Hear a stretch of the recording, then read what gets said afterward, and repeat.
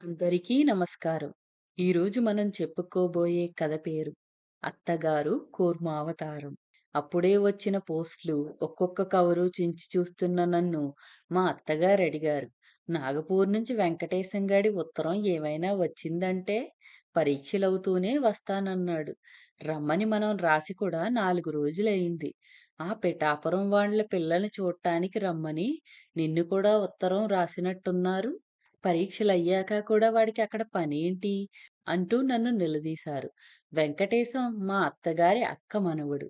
కానీ చిన్నప్పుడే తండ్రి పోయినందువల్ల గుండె జబ్బుతోనూ, బ్లడ్ ప్రెషర్‌తో బాధపడే తల్లితో సహా పల్లె విడిచి చదువు కోసం పట్నం వచ్చి మా ఇంట్లోనే ఉంటూ మా అత్తగారికి అభిమానపాత్రుడయ్యాడు. ఎంఏ చదవడానికి పట్నంలో సీటు దొరక్క నాగపూర్ వెళ్ళి ఫైనల్ ఇయర్ పరీక్ష రాసి వస్తున్నాడంటే అదంతా తన బ్రతిపే అని మురిసిపోయారు మా అత్తగారు. వెంకటేశం పెండ్లి మా అత్తగారి ఆధ్వర్యంలో నడిపించాలని జబ్బుతో మంచంలో ఉండే వెంకటేశం తల్లి తీర్మానించింది. వెంకటేశానికి వచ్చిన సంబంధాలలో మా అత్తగారికి ఏది నచ్చితే అదే చెయ్యాలని ఆమె సంకల్పం. వచ్చిన సంబంధాలన్నిటిలోని పిఠాపురం వాళ్ళ పిల్ల సంబంధమే నచ్చింది మా అత్తగారికి. ఆ పిల్ల తల్లిదండ్రులు మా అత్తగారి పుట్టింటి వైపు వాళ్ళు. ఆ పిల్లని చూట్టానికే వెంకటేశాన్ని పరీక్షలైన వెంటనే బయలుదేరి రమ్మని ఉత్తరం రాశారు. దానికి వెంకటేశం తనకు ఉద్యోగం దొరికిందాకా వివాహ ప్రయత్నాలు చెయ్యవద్దని జవాబు రాశాడు. టక్! అదంతా వీల్లేదు. ఉద్యోగం పాటికి ఉద్యోగం, పెళ్లి పాటికి పెళ్లి. మా కాలంలో ఉద్యోగం కోసం మగవాళ్ళు పెళ్ళిళ్ళు మానేశారా? నాకిద్దరు పిల్లలు పుట్టాకనే మా వారికి ఉద్యోగం వచ్చింది. అది మా నాన్నగారి సిఫారసు మీదే దొరికింది. అట్టాగే రేపు నీకు పిల్లనిచ్చేవాడు ఉద్యోగం చూసి పెడతాడు. ఎవరికోసం? నారు పోసినవాడు నీరు పోయడా ఏంటి? పిచ్చి పిచ్చి వేషాలేయకుండా పిల్లని చూట్టానికి ఎప్పుడొచ్చేది ఉత్తరం రాయి. నీ రోగిష్టి తల్లికి ఉపచారం చెయ్యడానికైనా నువ్వు వెంటనే పెళ్లి చేసుకోక తప్పదు అని గట్టిగా చివాట్లేస్తూ వెంకటేశానికి మా అత్తగారు ఉత్తరం రాసి కూడా 4 రోజులయింది. ఆవిడడిగినట్టే పెళ్లి పత్రిక మధ్య వెంకటేశం రాసిన కవరు కనిపించింది. మాట్లాడకుండా కవరు ఆమె చేతికిచ్చాను. నా చేతికిస్తావేటి? వాడు ఇంగ్లీషులో రాసే ఉత్తరం నేనెట్టా చదివేది? నువ్వే చదువు. ఏం రాశాడో చెప్పు చాలు అన్నారు. ఆ మాట అనిపించుకుని చదవడం మంచిదని నా తిప్పలు. ఎప్పుడూ ఇంగ్లీషులో మా వారి పేరుతో వ్రాస్తూ ఉండే వెంకటేశం ఉత్తరం ఈసారి తెలుగు అక్షరాలతో వింతగా కనిపించింది. గంగా భారతి అమ్మగారికి మల అమ్మకు నమస్కారములు. పక్కున నవ్వారు మా అత్తగారు. ఓరి అప్రాచ్యుడా! గంగాబాది అమ్మమ్మేమిటి? మల అమ్మ ఏమిట్రా? గంగా భాగీరథి సమానురాలు. మహాలక్ష్మి సమానురాలుకు వచ్చిన తిప్పలా? సమానురాలుకు సంతకు పంపాడే, వీడు తెలిగింకా బాగుపడలేదన్నమాట. సరే, ముందు చదువు అన్నారు. ఇచ్చట నా శరీరం బాగుంది. అచ్చట మీ శరీరాలు, మరశ్రీ మామగారి శరీరం బాగుండాలి. మళ్ళీ విరగబడి నవ్వారు మా అత్తగారు. మరశ్రీ మామగారేంటి? ఈ శరీరాలేమిటి? ఆరోగ్యాన్ని అడవులు పట్టించాడే. నా పరీక్షలయిపోయాయి. ఈ వారంలో అక్కడికి వస్తాను. అమ్మమ్మ కూడా వస్తేనే పిల్ల చూపులకు వెళ్తాను. పక్కున నవ్వారు మళ్ళీ మా అత్తగారు. పిల్ల చూపులేమిటి? పెళ్లి చూపులు గాని, పైగా నన్ను రమ్మంటాడేంటి కూడా? ఇంకా ఏం రాశాడేంటి అన్నారు. చిరంజీవి అత్తగారికి నమస్కారములు. అల్లుడిని అడిగాననుడు. పిల్లను నేను చూసి, నేను పిల్ల సంప్రదించుకున్న తర్వాతనే పెళ్లి. పిల్ల మనసు నాకు, నా మనసు పిల్లకు. ఇది చదవడం నా వల్ల కాలేదు. ఆమె చేతికిచ్చాను. మా అత్తగారు మూతికి కొంగడ్డించుకుని నవ్వారు కాసేపు. వెంకటేశం ఊరు నుంచి వస్తూనే తిథి, వారం, నక్షత్రం, తారాబలం, చంద్రబలం, రాహుబలం, వర్జ్యం, గుళిక, యమగండం, యోగం అన్నీ స్వయంగా పంచాంగంలో చూసి మర్నాడే బాగుందని తీర్మానించారు మా అత్తగారు. తనొక్కడే వెళ్ళనన్నాడు వెంకటేశం. వెంకటేశం తల్లి కూడా మా అత్తగారినే కూడా వెళ్ళమని పట్టుబట్టింది. విధిలేక మా అత్తగారే వెంకటేశంతో పెళ్లి చూపులకు వెళ్ళడానికి నిశ్చయించుకున్నారు. బయలుదేరే ముందు శకునం విషయంలో చాలా జాగ్రత్తగా ఉండాలే అంటూ నన్ను హెచ్చరించారు మా అత్తగారు. ఇంట్లో పనిచేసే విధవావిడ ఆ సమయానికి సరిగ్గా ఎదురు రాకుండా చూడాల్సిన బాధ్యత నా మీదుంచారు. అంతేకాకుండా పక్కింటి పార్వతమ్మ గారి నేను రమ్మన్నానని కబురు పెట్టవే, మేం బయలుదేరే సమయానికి ఎదురొచ్చినట్లు ఉంటుంది. నే వెళ్ళొస్తానని చెప్పినట్లు అవుతుంది. పండులాంటి ముత్తైదువు అన్నారు. సరిగ్గా మా అత్తగారు బయలుదేరే సమయానికి పార్వతమ్మ గారికి కబురు పెట్టాను. మా అత్తగారు అర్జెంటుగా రమ్మంటున్నారని. పార్వతమ్మ శకునం కోసం మా అత్తగారు వెంకటేశాన్ని హడావిడి పెట్టి కారులో కూర్చోబెట్టారు. అందరికీ వెళ్ళొస్తానని చెప్పారు. పిల్లని చూసి అన్ని వివరాలు వెంటనే జాబు రాస్తామని చెప్పారు. కారు బయలుదేరి గేటు దాకా వెళ్ళింది. పార్వతమ్మ కోసం తొంగి చూశారు మా అత్తగారు. మంచి నామాలతో చేతిలో కూరల సంచితో సహా మా వంటాచార్యులు ఎదురయ్యాడు. ఆ సమయంలో మా అత్తగారి అవస్థ ఎలా ఉందో తెలియలేదు గాని, కారు మాత్రం తక్షణం వెనక్కి తిప్పిస్తారనుకున్నాను. కానీ ఆచార్యుల వెనకనే పార్వతమ్మ గారు కూడా ఎదురయ్యారు. ఆచార్యులు పిల్లిలాగా మా అత్తగారి ఎదుట పడకుండా జారుకున్నాడు. కారు నిలిపి పార్వతమ్మతో వెళ్ళొస్తానని చెప్పి కాస్త ముందు రాకపోయావా అంటూ సణిగారు మా అత్తగారు. ఇంక తను మరీ శకునం చూస్తూ ఉంటే వెంకటేశం బుద్ధి మారుతుందేమోనని స్టేషన్‌కి వెళ్లారే కానీ, లేకపోతే తక్షణం కారు దిగి కాళ్ళు కడుక్కొని ఆ రోజు ప్రయాణం మానేసేవారే. మా అత్తగారి ఉత్తరం కోసం ఎదురు చూశాం. మూడో రోజు వచ్చింది. మా అత్తగారి స్వహస్తాలతో వ్రాసిన ఉత్తరం. చిరంజీవి సౌభాగ్యవతి కుమార్తెను, చిరంజీవి సౌభాగ్యవతి కోడలిని ఆశీర్వదించి ఉంది. మన వాడింట్లోనే దిగాము. నన్ను చూసి వాళ్ళందరికీ ప్రాణాలు లేచొచ్చాయి. నిన్ననే పిల్లని చూసి వచ్చాము. పిల్లవాండ్ల ఇల్లు కాస్త ఫ్యాషన్‌గానే ఉంది బయట నుంచి. తీరా లోపలికెళ్ళి చూస్తే ఇల్లు శుభ్రంగా లేదర్రా! ఎక్కడి వస్తువులక్కడే పడి ఉన్నాయి. ఇల్లంతా చూశాక ఇల్లాలిని చూశాము. ఆ ఇల్లాలు కదిలే పరిస్థితిలో లేదు. పాపం. అంటే జబ్బు కాదు. ఒక పెద్ద పీపాలా పైనుంచి కింద దాకా ఒకే లావు. ఆవిడ ఇంటి పనులు ఎన్నడూ చేసినట్లు లేదు. ఇంటి యజమాని ఎదురొచ్చి మమ్మల్ని లోపలికి పిలిచికెళ్ళి కూర్చోబెట్టి చాలా మర్యాద చేశాడు. కానీ ఆయన అవస్థ కూడా అదే. గంటకొక అడుగు వేస్తూ అతి నిదానంగా నడుస్తాడు. వల్లమాలిన పొట్ట, పైగా పొట్టి. మన వంటింటి దగ్గరుండే పెద్ద గంగాళంలా ఉన్నాడు. పాపం వీరిద్దరినీ చూసి నాకు కాస్త గాబరా కనిపించింది. పిచ్చాపాటీ మాట్లాడిన తర్వాత పిల్లలెందరని అడిగాను. ఒక కుమారుడు, ఒక కుమార్తె అని. పిల్లవాడు పక్క రూములో ఉంటే పిలిచారు తండ్రి. ఒక గున్న ఏనుగులాగున్నాడు పిల్లవాడు. అతన్ని చూసి వెంకటేశం నా వైపు చూసి గుడ్లు తేలేశాడు. మా అమ్మాయి అంటూ వాళ్ళమ్మ మరో లావుపాటి శరీరాన్ని ఇంకో గదిలోంచి లాక్కొచ్చింది. పిల్లని తీసుకొచ్చి ఎదురుగా చాప మీద కూర్చోబెట్టారు. సోఫాలో కూర్చున్న వెంకటేశం కెవ్వున కేకవేసి ఎగిరి అవతల పడ్డాడు. అంతా ఒక్కసారి కంగారు పడిపోయారు. పిల్లను చూసి ఇట్లా జడుచుకున్నాడేంటబ్బా అని ముచ్చెమటలు పోసి భయంతో వణుకుతున్న వెంకటేశం దగ్గరికెళ్ళి ఏమైందిరా అన్నాను. రహస్యంగా సోఫా క్రింద చూపించాడు. నాకేమీ కనిపించలే. వాళ్ళంతా ఒక్కసారి గొల్లున నవ్వారు. దగ్గరికెళ్ళి చూశాను. పిల్ల ముద్దుగా పెంచుకున్న మొట్ట తాబేలట. మెల్లగా వచ్చి వెంకటేశం కాలి బొటనవేలు కసుక్కన కొరికింది. అసలే మనవాడికి పాకే జంతువులంటే వల్లమాలిన భయము, చీదర. పైగా ఎప్పుడూ దాని నివాసం ఆ సోఫాలోనేనట. మనవాడు కూర్చోవడంతో దానికి సరిపోలేదేమో గాబోలు. అదింకా పిల్ల తాబేలట. పెద్దదైతే పిల్ల తల్లంత అయ్యేటట్టుంది దాని వాలకం చూస్తే. తాబేళ్లు బావుల్లో ఉండడం చూశాను గాని, ఇట్లా ఇళ్ళల్లో పెంచుకోవడం ఎప్పుడూ నేను చూడలే. వెంకటేశాన్ని ఉయ్యాల బల్ల మీద కాళ్ళు పైకి పెట్టుకుని కూర్చోమన్నాను. అయ్యో! అదేం చెయ్యదండి. అదంటే అమ్మాయికి ప్రాణం. అమ్మాయన్నా దానికీ అంతే ప్రాణం. అమ్మాయిని వదిలి ఒక్క క్షణం ఉండదు. అమ్మాయి ఎలా చెప్తే అలా వింటుంది. అది ఏ భాషలో మాట్లాడినా దానికిట్టే అర్థమవుతుంది. మీకు కొత్త గనక అలా అనిపిస్తుంది. పిలవ్వమ్మా దాన్ని అంది కూతురుతో. ముద్దుగా పిల్ల దాన్ని కూనలమ్మా అంటూ పిలిచింది. అది గునగున పాకుతూ పిల్లవైపు వెళ్ళింది. కొద్దిసేపయ్యాక పిల్ల పాడడం మొదలెట్టింది. వెనక నుంచి నా గోచి ఎవరో లాగినట్టనిపించింది. ఉలిక్కిపడి తిరిగి చూస్తే ఆ తాబేలే నా గోచీ పట్టుకుంది. ఒళ్ళు జలధరించింది. ఏంటీ పీడ అని మనసులోనే అనుకుని మర్యాదకు పైకి నవ్వుతూ మళ్ళీ గోచీ పెట్టుకోబోయాను. వేళ్లు కొరికింది. విదిలించుకుని అవతలకు జరిగాను. నా అవస్థ చూస్తూ కూడా కదలక మెదలక రోలులాగా కూర్చుంది పిల్ల తల్లి.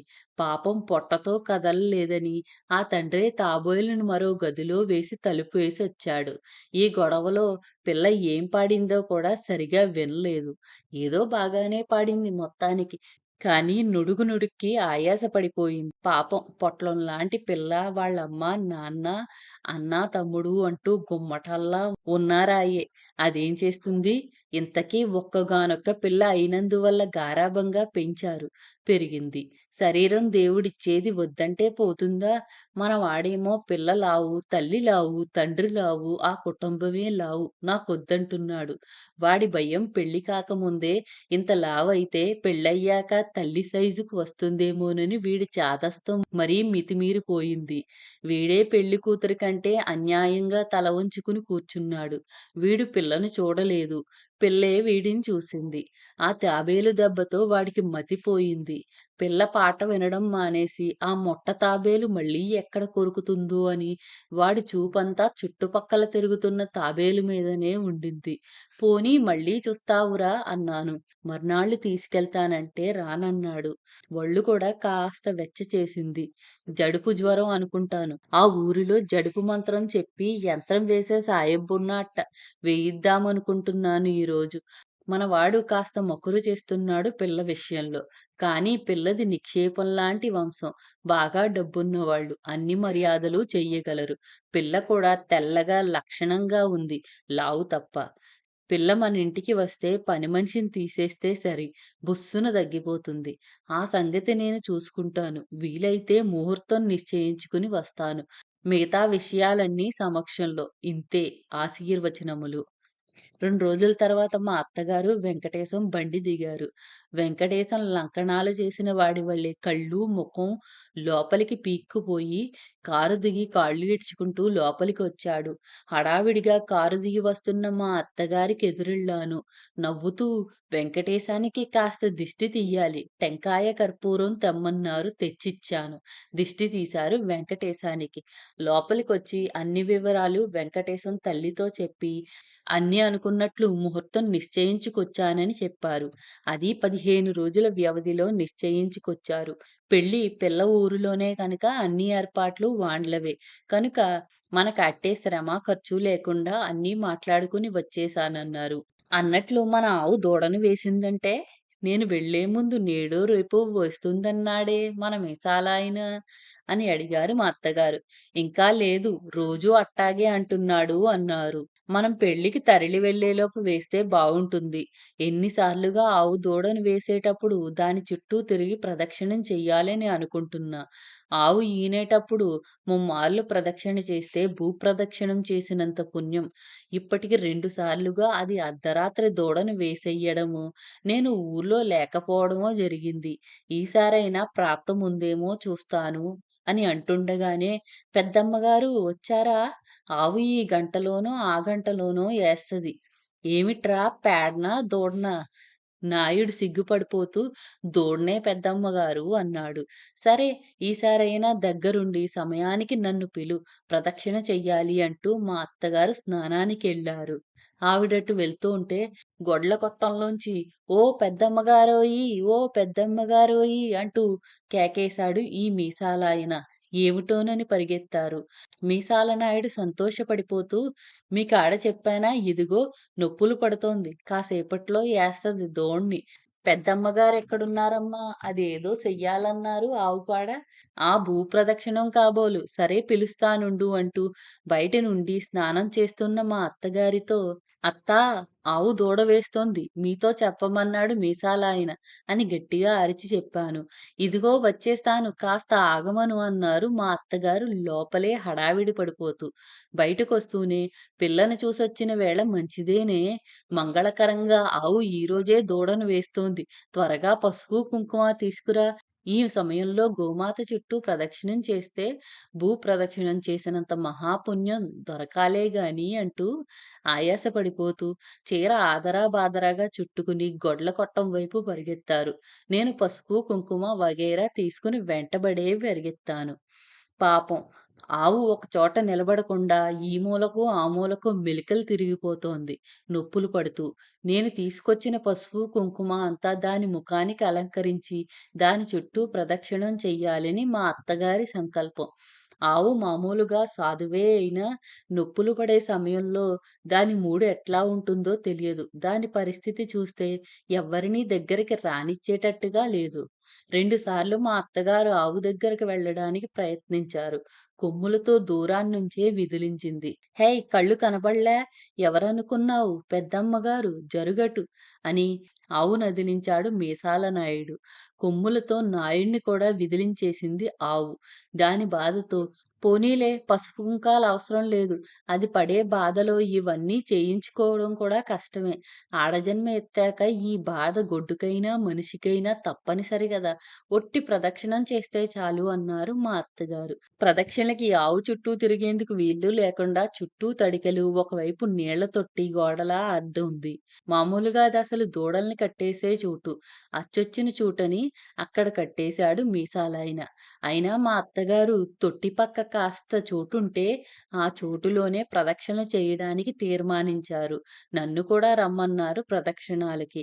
ఆ సమయంలో ఆవు పరిస్థితి చూస్తే ఆ పరిసరాలకు వెళ్ళే ధైర్యం కలగలేదు నాకు.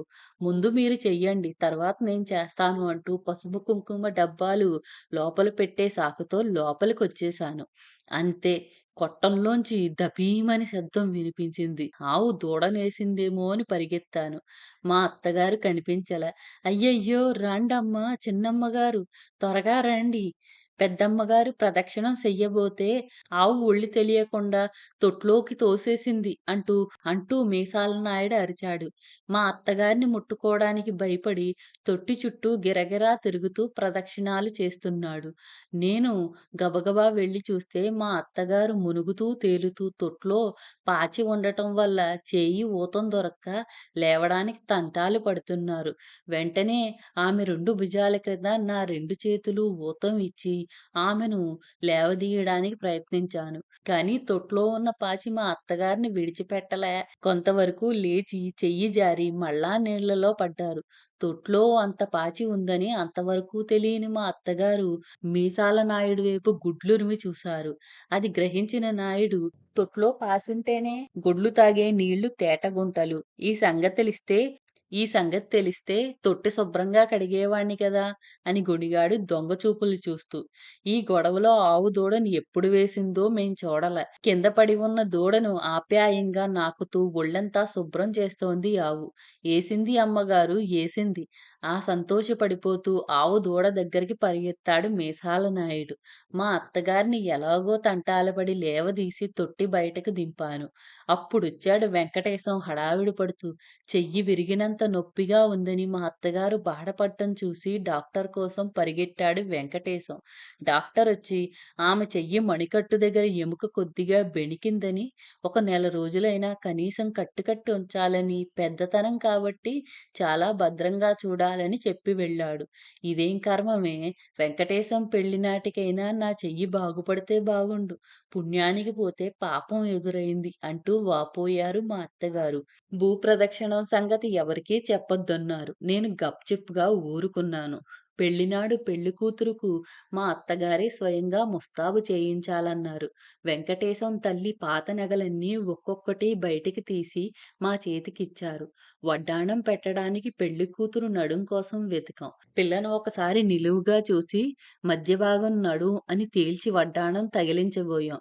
సగం చుట్టుకి కూడా రాలేదు వడ్డాణం. మెళ్ళో గొలుసు భూగోళంలా ఉన్న పిల్ల తల నుంచి దిగి మెడ దాకా వెళ్ళలేదు. మధ్యనే స్ట్రక్ అయ్యింది. ఇంక వంకీలు ముంజేయి దాటలేదు. ఉంగరాల మాటేంటి? మా అత్తగారు లోలోపలే నిరుత్సాహపడిపోయారు. అయినా ఇవన్నీ పాత నగలురా! ఈ కాలం ఫ్యాషన్ కాదు. కొత్తవి చేద్దాంలే అంటూ మర్యాదగా మళ్ళీ నగలన్నీ పెట్టెలో పెట్టారు. పెళ్లిపీటల మీద కూర్చున్న వధూవరులను చూసి చాలామంది ముఖాలు పక్కకు తిప్పుకుని గుసగుసలాడుకుంటూ నవ్వుకోవడం చూశాను. ఎవరో ఒకావిడ పక్కనున్నావిడతో అంటం కూడా విన్నాను. పెళ్ళికొడుకు, పెళ్ళికూతురు రమణారెడ్డి, సూర్యకాంతంలా ఉన్నారని.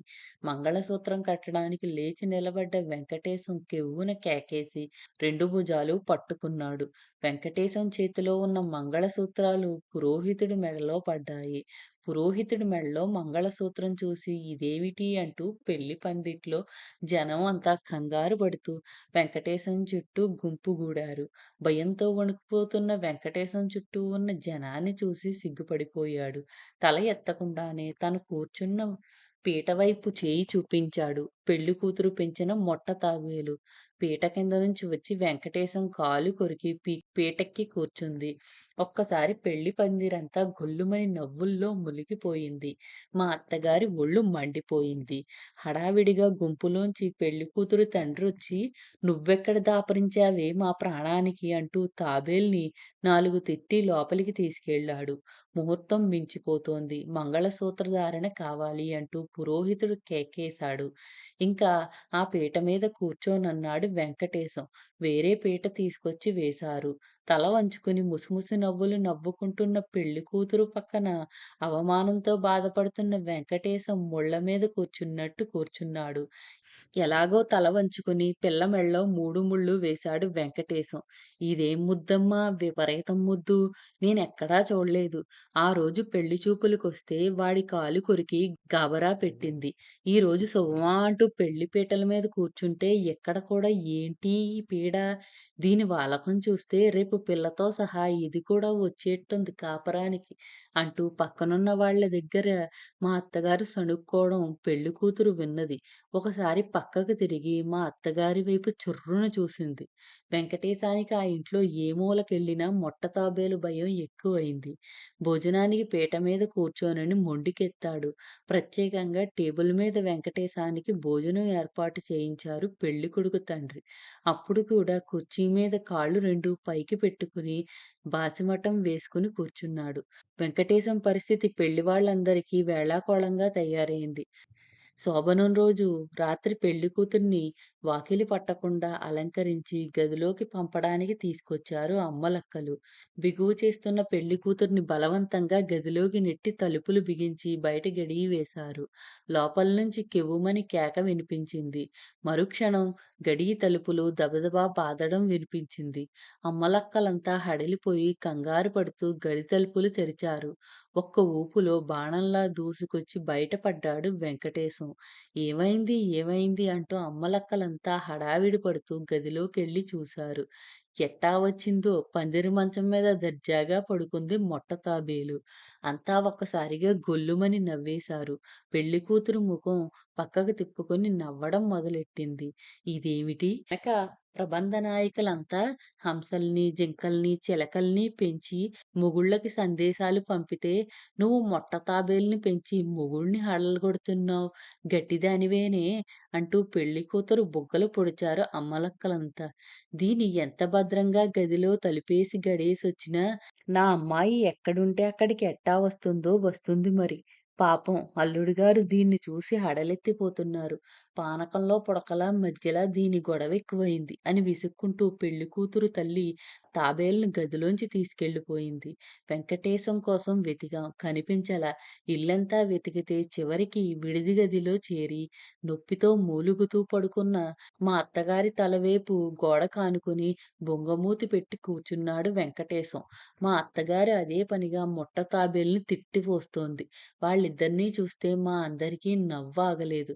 ఎంత బతిమాలినా శోభనం గదిలోకి పోనని భీష్మించి కూర్చున్నాడు వెంకటేశం. తాబేలుని తీసేశాం భయం లేదు అంటూ ఎంతో నచ్చచెప్పారు అమ్మలక్కలు. ససేమిరా అని ఇంకా ఆ మంచం ముట్టుకోనన్నాడు.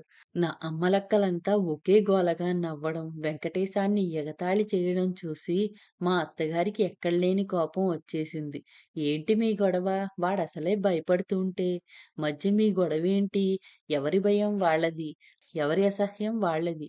ఆ పడక తీసేసి వేరే పడక వెయ్యమను. ఆ మాట చెప్పడానికి బిడియపడుతున్నాడు బిడ్డ. ఈ తాబేలు మళ్ళీ ఇలా తయారవుతుందనుకోలేదు. దెయ్యంలా పట్టుకుంది వాణ్ణి. ఛీ! ఛీ! వెధవ పీడ! అంటూ చికాకు పడ్డారు మా అత్తగారు. అమ్మలక్కలు తట్టి తట్టి పందిరి మంచం మీద పడకుండా మార్చారు. పూలు, పన్నీరు మళ్ళీ చల్లి, అలంకారం అంతా ముగించేసరికి 11 దాటింది. ఇంకా భయపడుతున్న వెంకటేశానికి మా అత్తగారే నచ్చచెప్పి గదిలోకి పంపించారు. శోభనం గదిలో ఏం జరిగిందో, వెంకటేశం ఇంకెన్ని తంటాలు పడ్డాడో మళ్ళీ వచ్చే భాగంలో తెలుసుకుందాం. ఈ కథ మీకు నచ్చినట్లయితే లైక్ చేయండి, కామెంట్స్ పెట్టండి. ఇంకా మీ బంధుమిత్రులకి షేర్ చేయండి. ఛానల్‌ని మొదటిసారిగా చూస్తున్నవారు సబ్స్క్రైబ్ చేసుకుని, గంట పైన నొక్కి ఆల్ ఆప్షన్ సెలెక్ట్ చేసుకొని మమ్మల్ని ప్రోత్సహించండి.